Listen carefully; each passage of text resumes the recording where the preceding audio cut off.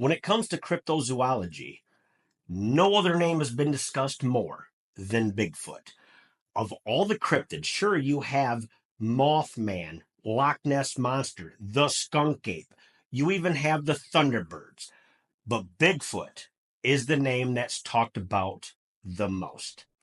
In fact, it wasn't even called Bigfoot until 1958 when Roy Wallace, a contractor in Northern California, NoCal, discovered these gigantic footprints that he made these plaster casts of, told the media about it. The media dubbed it Bigfoot, and the name has stuck ever since.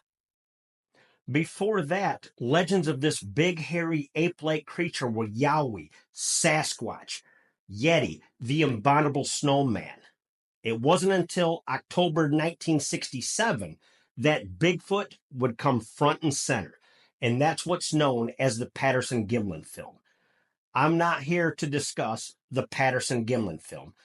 I'm here to tell you the story of my personal encounter with Bigfoot. But before we get into that, good morning, good afternoon, good evening, wherever you may be.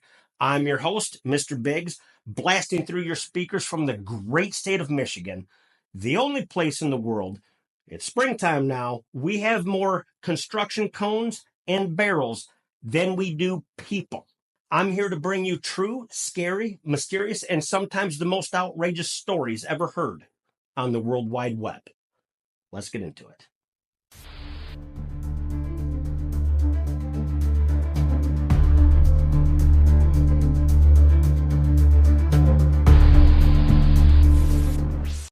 So to give you a little background, my stepdad introduced me to a coworker's, and her and I started dating. This would be in 1997. And we hit it off pretty well. We were both into fast cars. And she decided to introduce me to her best friend. Her best friend's boyfriend was my age as well. And we hit it off great. And every Friday night, we would go over to their house, and him and I would sit there and we'd play video games. We would play on the Nintendo 64, GoldenEye 007. And that's the man with the golden gun. The guys remember this. It was an insanely popular game, and it was fun. The girls, on the other hand, would sit back behind us. They were at the dining room table, which literally sat two people. It was just a tiny thing. And they would just sit there and jaw back and forth the entire time. They loved what they were doing. We absolutely loved what we were doing.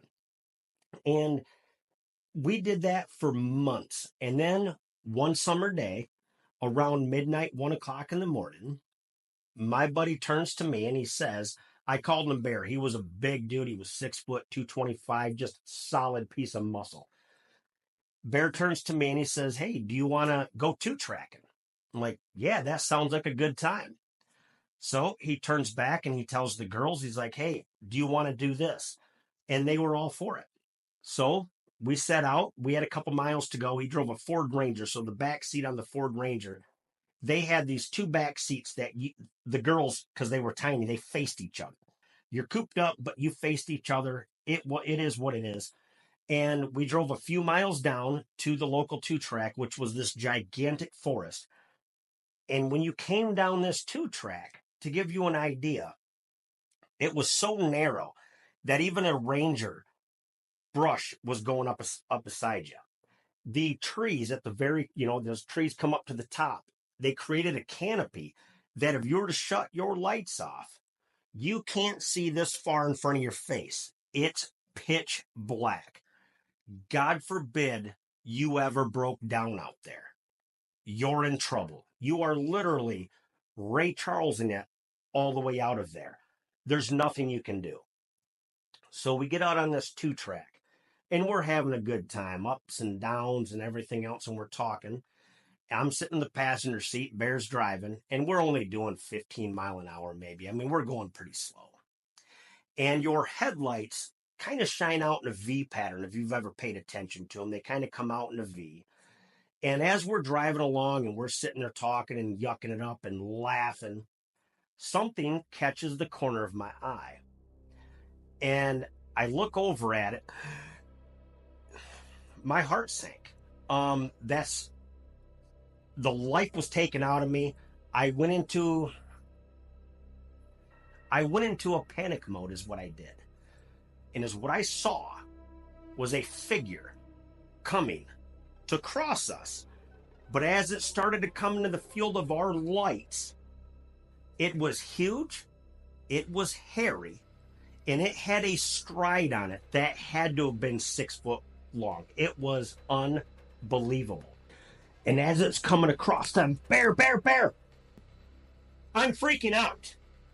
It's right there. I see it.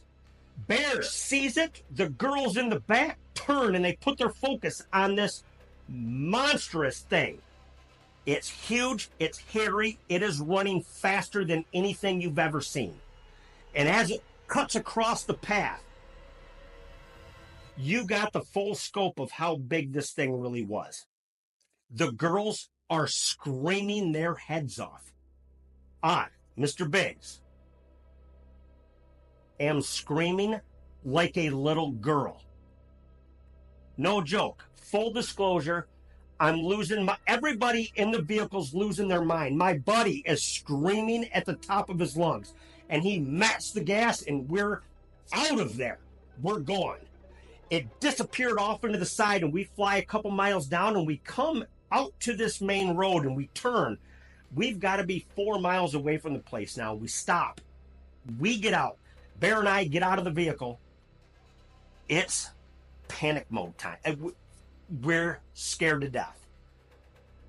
As I'm calming down, I tell Bear, we need to go back. I need to see it again. And he's freaking out, can't do it. The girls are crying of what they saw. I'm scared to death. I want to go back. I convinced Bear to go back. And as we're driving back down this 2-track, we get a couple miles down in it. And you could clearly see where he peeled out and we took off. We go about 2 miles further than that. Nothing. Another mile. Bear, it's right there! It was looking around a tree, turned and darted out into the woods, into the darkness, not to be seen again. He matched that gas as soon as he sees that face come around that big tree. We fly down the 2-track. And when we get to the end of it, he darts off onto a side road, flies down. We get back to his house. We go in his house. The girls are losing their ever-loving mind. My buddy is in full panic mode. I'm in full panic mode. But I also have a little bit of we need to call the DNR. The DNR is the Department of Natural Resources. They're the ones that handle wildlife. And I grabbed the yellow pages, the white pages, whatever you want to call them. We didn't have Google back then. It's a phone book, I kid you not. It is this thick. It's huge. And I'm flipping through it, and I'm trying to find it, and I turn, and I go to walk towards the bathroom, which was by his entry door. And his entry door was just tall glass. And as I'm flipping through and I look up, there it was, standing in the doorway, followed us back home. I almost passed out. My knees got weak. I'm starting to go down, and all of a sudden, pulls the mask off. And my buddy starts laughing his ever-loving behind off. It was a person. He opens the door, walks. As he walks in, he has to duck under the door. It was a friend of his that I had never met in my life. 6'9". I'm 5'9" for the record. Scared me to death. And as the girls are still freaking out, okay? The girls, it's pandemonium time still for them. They're freaking out because his girlfriend did not know the prank either. And as I'm calming down, because my heart skipped a beat when I saw that thing in the doorway, even after I knew it was a person. It's just boom, boom, boom, boom, boom, boom, boom, boom, boom. And I turned to him and I'm like, Bear, I don't understand. He was freaking out. Bear, how did you do this? He goes, I'm not going to kid with you. I don't like the dark. You know I don't like the dark. I knew this prank was coming, but I hadn't seen it myself in the dark. And he goes, when we went through there and all of a sudden you started screaming and I saw it, it looked so good. It freaked me out. And he also told me, when we got out to that road, he said, if you weren't going to want to go back, I was going to make you. And I said, Bear, I don't understand. How did it make it so many miles down the trail after we saw it? And he laughed and he says, well, the car he drove, the woods were so thick. The car he drove had no working taillights. So he busted that thing up into the brush. It was a beater anyway.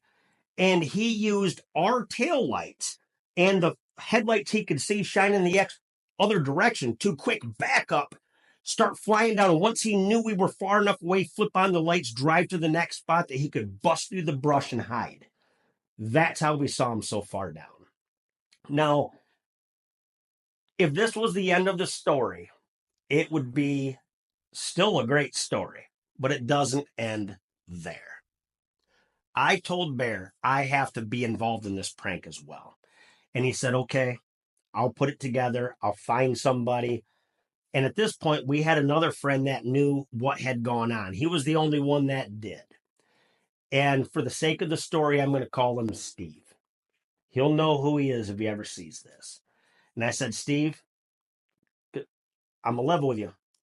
Mr. Biggs does not like the dark. I don't like it. And this place is pitch black. And he goes, all right, I'll go out there. Steve's like, I'll go out there with you. So the night came. They had their people. Now, at this point, the girls already were in on it. So they just stayed back. And they're just going to let the guys go on this 2-track trip. Steve and I go out, buries the vehicle into the bushes, and we take our positions. He's across from me. So I'm going to run towards him. And we're sitting there. Steve, don't know why I'm whispering. It's scary out there. He goes, yeah. I'm like, just making sure you're there. He goes, I'm here. Steve, what was that noise? I don't know. Just be quiet. And we just kept sitting there. It was terrifying doing a prank, being in the pitch black like that, even though I had somebody right there. And all of a sudden, little headlights started coming. And we're sitting there, we're talking back and forth. And Steve's like, all right, get ready. And I take my position. I'm behind a gigantic tree. He goes, all right, now. And I take off running, full bore, doing biggest strides I can. I can't do no 6'9" strides, but it would turn out that doesn't even matter. Darted across, dove into the thicket. I'm out of sight now. And I hear screaming like you wouldn't believe. It worked. Only it wasn't the vehicle we were after. It was some big Suburban loaded, full of people that literally gone. Unsafely drove down this 2-track because I got the wrong vehicle. If that was, I ended up getting the right vehicle. Okay, I did. And it went just as you'd expect it to. If that was the end of the story, it's a great story, but it's not the end. 20 years later, I'm in that area of that huge forest and I'm dealing with a customer. And at this time, I'm into morel hunting. Morel's a wild mushroom that you go into the woods and you look around. They come whites, grays, blacks, and you fry them up and you eat them. And I wanted to know how that forest was for that. So I'm talking to my customer. I'm like, hey, I won't mention her name.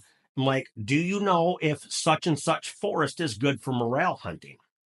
And her face went stone cold. And she said, I wouldn't be caught dead out in that forest. I said, why? My brother, 20 years ago, it had to have been, was out in that forest with his new girlfriend and a bunch of friends in the back of his vehicle, and a Bigfoot ran out in front of them. Now I kept a straight face and said, you gotta be kidding me. She goes, I'm not lying, and I'll tell you right now, I know my brother isn't lying. That's the end of the story. I hope you enjoyed it. It's off the top of my head, so I might be kind of going here and going there with it. But this isn't saying that I don't believe in Bigfoot personally. I think of all the cryptids, this one has the highest probability of being real. I mean, let's face it, in the 60s, the Army put out a big pamphlet of critters to be on the lookout for when you were out west. Tarantulas, scorpions, rattlesnakes. They had Bigfoot on there. And then they turned around and said, oh, no, that pamphlet, it was just a joke. It was a funny, it was a goof. But we do remember what happened in 1947 during the Roswell crash. They literally told the media they found a flying disc. And then they recanted that. Oh, no, we were mistaken. And you remember the weather balloon pictures they showed. All I can say is something's going on. And in future videos, I'll tell more Bigfoot stories and I'll give you my personal opinion of what I think it is. So, if you enjoyed this story, please like, subscribe, comment, share, whatever it is you can do to help the channel. I appreciate you.